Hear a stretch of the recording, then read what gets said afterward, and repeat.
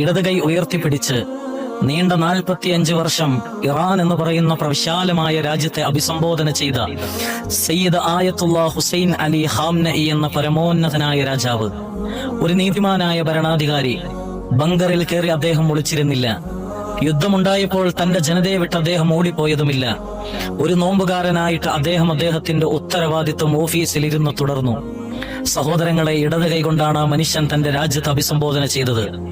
ഇദാ ജാഅ നസ്റുല്ലാഹി വൽ ഫത്ഹ് എന്ന സൂറത്തുൻ നസ്ർ ഓതിക്കൊണ്ടാണ് അദ്ദേഹത്തിന്റെ പ്രഭാഷണങ്ങൾ അദ്ദേഹം ആരംഭിച്ചത്.